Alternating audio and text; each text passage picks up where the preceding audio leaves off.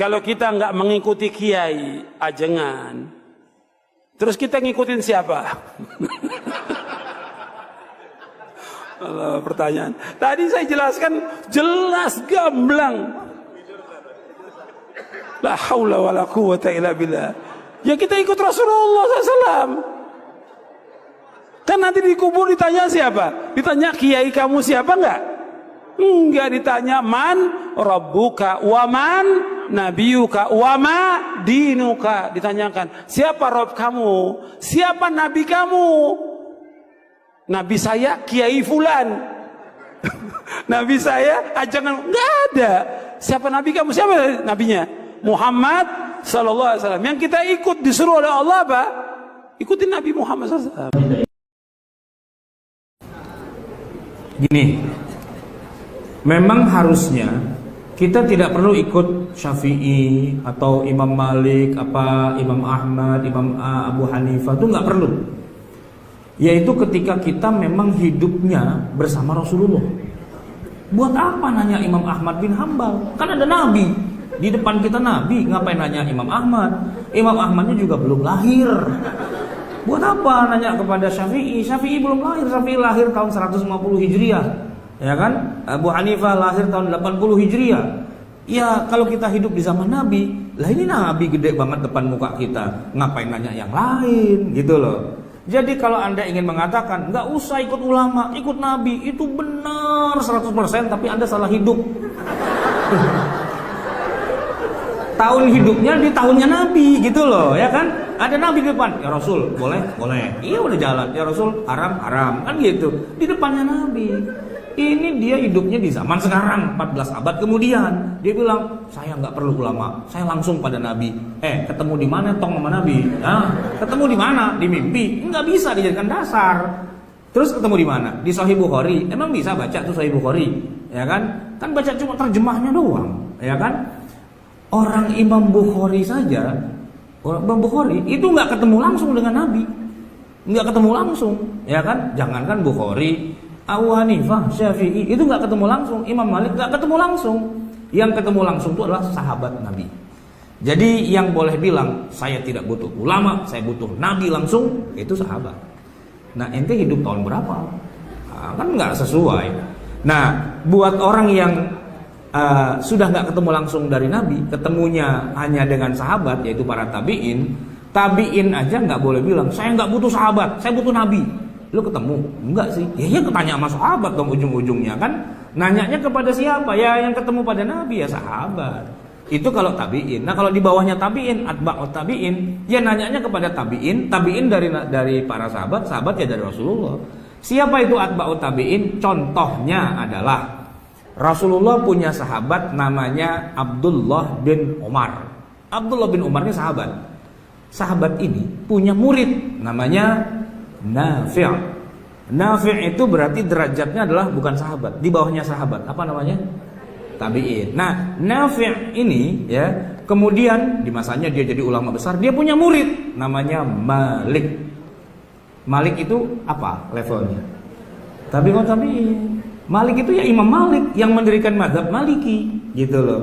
Masa kita bilang Malik goblok agak ngerti apa-apa. Gua yang ketemu langsung dengan Nabi. Kapan ketemunya? Di mana ketemunya? Dalam mimpi. Ya kalau dalam mimpi mah nggak bisa dijadikan dasar. Nah, kita nanya kepada Malik, itu adalah pendiri dari mazhab Maliki. Kita nanya kepada Imam Syafi'i karena Syafi'i muridnya Imam Malik, gitu loh. Kita nanya kepada Imam Ahmad karena Imam Ahmad itu muridnya Imam Syafi'i. Ahmad, Syafi'i, Malik, Nafi', Ibnu Umar, Rasulullah. Itu kan generasi pertama kepada mereka. Kita bermazhab itu kepada orang yang salaf.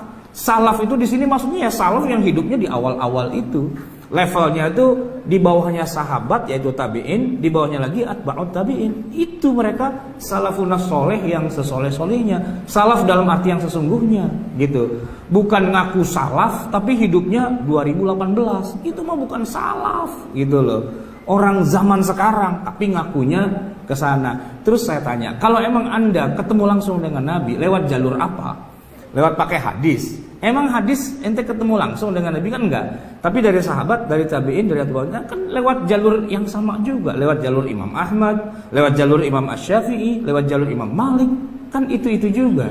Jadi dia bilang saya nggak mau ikut mazhab, tapi pakai hadis, ya berarti hadisnya kan lewat jalur orang yang sama juga. Kenapa kalau hadisnya dipakai tapi ijtihadnya nggak dipakai? Kan nggak masuk akal.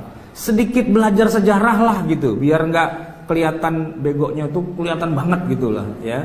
Sedikit belajar sejarah. Jadi tahu oh di sini posisi para ulama itu. Dan kepada kita ya kita tinggal ikut aja. Kan begini ya.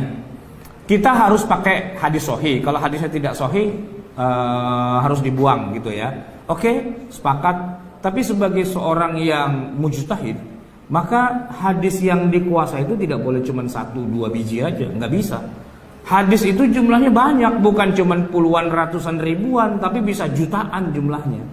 Nah orang itu tidak bisa dikatakan sebagai mujtahid yang boleh diikuti pendapatnya, kecuali dia sudah memenuhi syarat minimal dalam bab hadisnya. Kata Imam Ahmad itu, minimal Anda harus menghafal hadis paling tidak 500.000 hadis. 500.000 hadis untuk bisa menggambar begini loh yang namanya sholat. Itu kan hadisnya ada ribuan. Nah kalau cuma tahunya 10-20 hadis atau 40 hadis Arba'in Nawawiyah, ngaku-ngaku sudah mujtahid, nggak bisa. Kenapa? Karena masih ada ribuan hadis lagi yang dia belum pernah baca.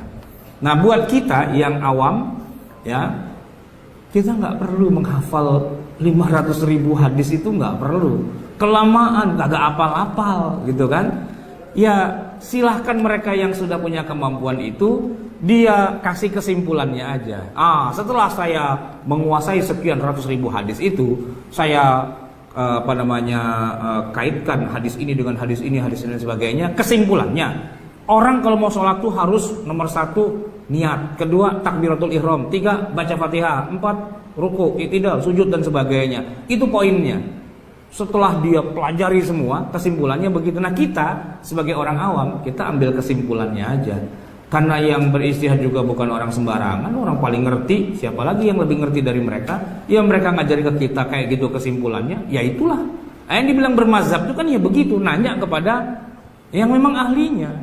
Saya kalau nyetir dari Jakarta ke Jogja bawa mobil sendiri, itu kalau pas lebaran kadang-kadang suka kesasar-sasar karena suka dibuang-buang jalanannya itu. Dulu sering nyasar di Tegal karena masuk kota kan.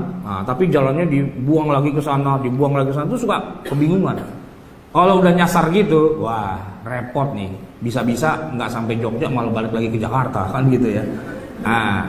Alhamdulillahnya di tengah kebingungan saya itu dari jauh saya lihat ada polisi. Alhamdulillah, saya deketin, selamat malam Pak. Saya mau ke Jogja, cuman saya bingung nih di sini kok kebingungan jalannya lewat mana, gitu kan? Karena ini jalur-jalur alternatif. Kata Pak polisi, Bapak lurus, nanti pertigaan, Bapak belok kiri, nanti ada perempatan, belok kanan.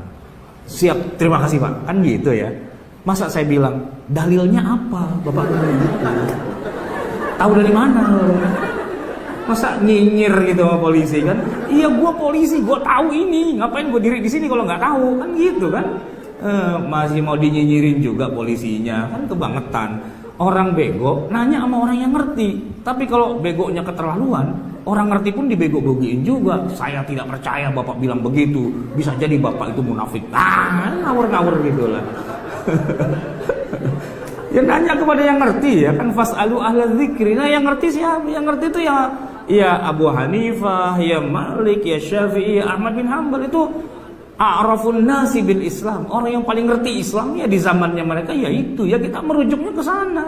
Jangan dikira Imam Syafi'i itu rumahnya di balik Gunung Merapi situ. Itu Mbah Marijan, itu bukan Syafi'i, beda gitu loh. Imam Syafi'i itu lahir tahun 150 Hijriah, wafat 204. Beliau adalah peletak dasar ilmu hadis, peletak dasar ilmu usul, dan beliau adalah seorang faqih yang paling tinggi derajatnya. Beliau adalah seorang keturunan Quraisy berdarah biru yang sejak umur 5 tahun sudah hafal Quran, umur 12 tahun sudah menghafal sekian ribu hadis. Terus mau tanya apa lagi gitu, mau ribut apa lagi dengan Syafi'i gitu loh. Anda tuh nggak kenal, tapi kok belaga pinter gitu kan masalahnya. Itu dia. Memang kalau saya punya mobil itu tangki bensinnya itu kan kapasitas 50 liter. Cuman kalau lagi saya nggak punya duit, saya isi cuma 5 liter. Jadi 50 liter kapasitas, cuma diisi 5 liter. Itu kalau jalannya bolong-bolong, itu koclak gitu. Nah, begitulah otaknya dia, koclak, nggak ada isinya. Cuman kapasitasnya besar tapi nggak ada isinya. Itu koclak namanya itu.